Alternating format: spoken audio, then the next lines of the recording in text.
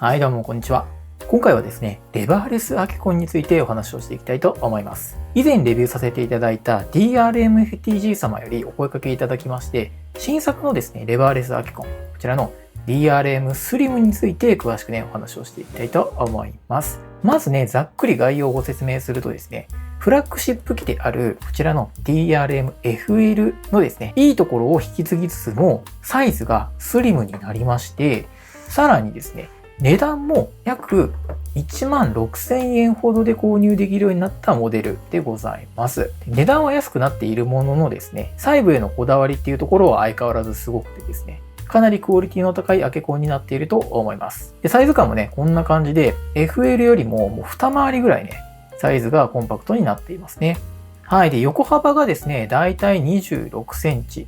で、縦が18センチ。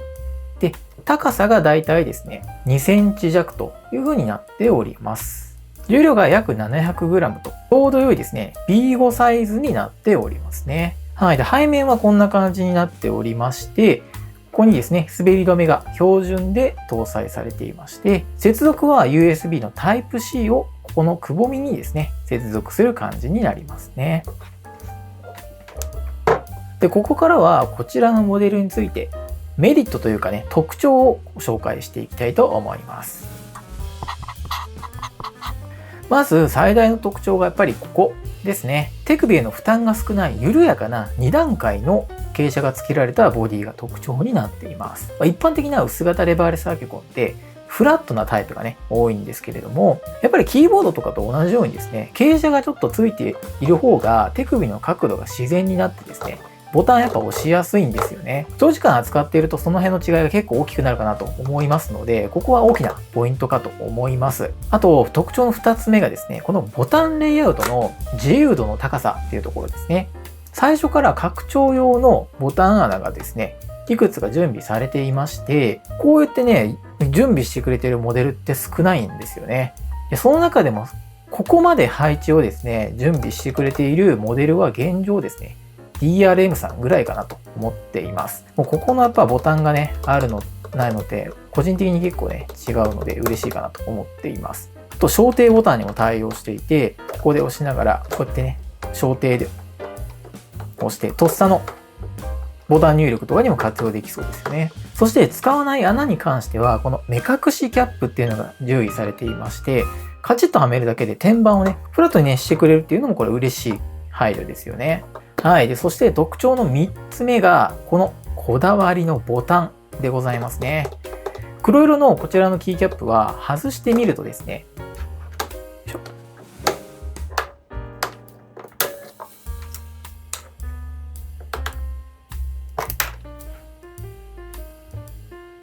これがですね、ここにキャップの裏にですね、こういうゴムのパーツが挟まっていまして、これによって静音性の実現とキーストロークを浅くすることができるようになっています。でキー自体はこのね MX 互換軸のシルバー軸が採用されていまして、元々の総ストローク数は 3.4mm ほどになっています。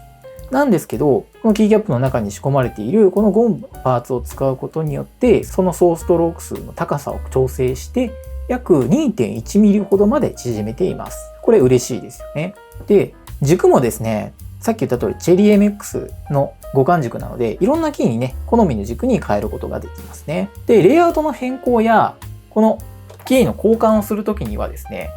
外したキーキャップを一度、このゴムパーツも外してもらって、外した状態からまずね、キーに設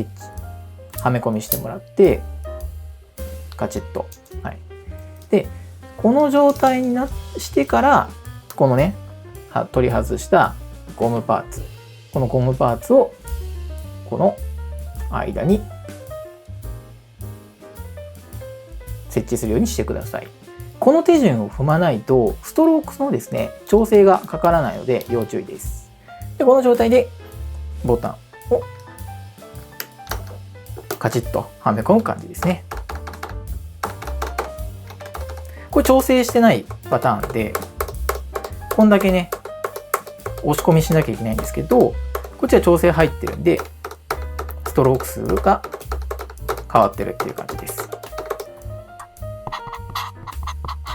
はい、ということでですね、ここまで DRM Slim の特徴についてお話をしてきたんですけれども、ここからは少し気になる部分や、この DRFL との差分っていうところにもね、お話をしていきたいと思います。まず、こちらのアケコンはですね、DRMFL とは違って、3話ボタンなどのアケコン専用ボタンへの換装はできないモデルとなっています。仕組みとしては、ハウティ42やサリーボックスといった薄型レバーレスアケコンと同様の仕組みになっていまして、基板に対してキーが直接、キーボードのキーが接続されているモデルになります。そういったモデルの中では少しね、厚みのあるボディにはなっていまして、そこの部分はね、ちょっと好みが分かれるかなと思っています。その代わりね、この手首への負担が少ない2段階の傾斜がね、実現できているというものですので、個人的には全然ね、持ち運びとかにもこれぐらいの厚みであれば許容範囲だなと思っております。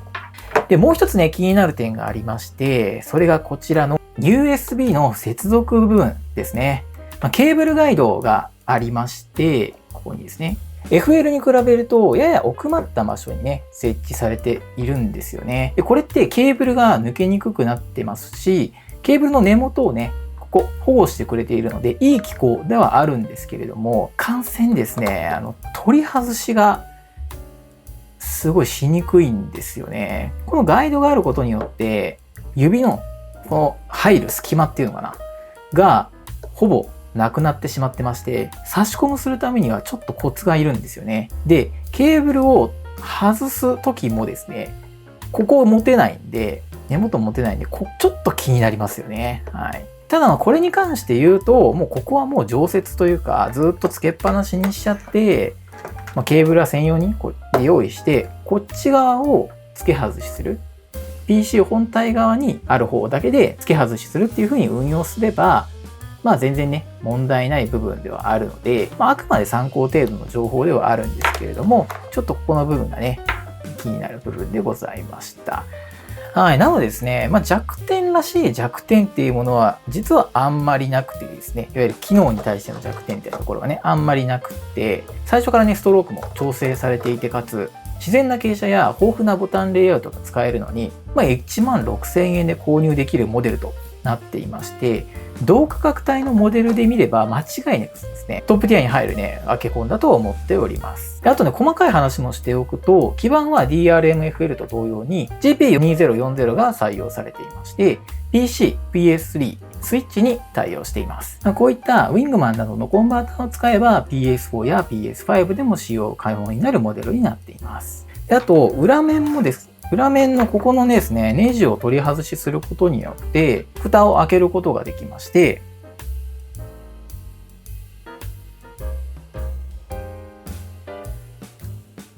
はい。開くとこんな感じになっていますね。で、ここの部分にパススルーのポートもちゃんと準備されていますので、それに対応した機器を取り付けることによって PS4 や5っていうところの認証も使えるようになるというものでございますね。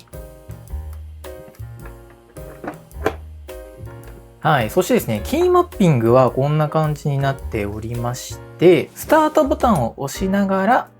PC 接続をするとですね、セッティングモードになりますので、その状態でブラウザにですね、192.168.7.1 と打ち込みますと、管理画面がね、出てきますので、そこからキーをね、配置を変更することが可能です。で、キーキャップがね、黒色なので、デフォルトではね、ほぼ意味ないんですけど、LED の光り方とかもですね、この管理画面上でコントロールすることが可能です。で、実際にですね、自分がストリートファイター6でこのコントローラー使ってみました。やっぱね、ストロークが浅くって反応もしやすいモデルでして、家ではこのね、フラッグシップ機である FL を使って、外出先ではこのね、コンパクトなスリムといった使い分けをしてもですね、違和感なく使えるかなと感じかと思っています。ボタンレイアウトがね、一緒なのでそこは嬉しいですよね。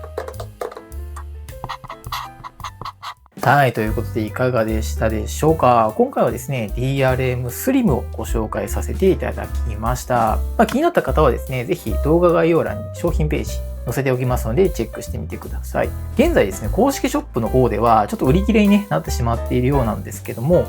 Amazon の方ではまだね、在庫ありそうですので、欲しい方はぜひね、お早めにチェックいただければと思います。そして今回もですね、DRM-FL に続きまして、各種紹介用の写真撮影や、プロモーションムービーをですね、制作担当させていただきました。ありがとうございます。なので、そちらもぜひチェックいただけると嬉しいです。こちらのチャンネルではこういったですね、ゲーミングデバイスや撮影機器等のガジェットをご紹介しているチャンネルでございます。ぜひともチャンネル登録、高評価よろしくお願いいたします。また、コメントなんかもいただけますとすごくモチベーションになりますので、ぜひぜひよろしくお願いいたします。というところで今日のところはこの辺で、また次回の動画でお会いいたしましょう。バイバイ。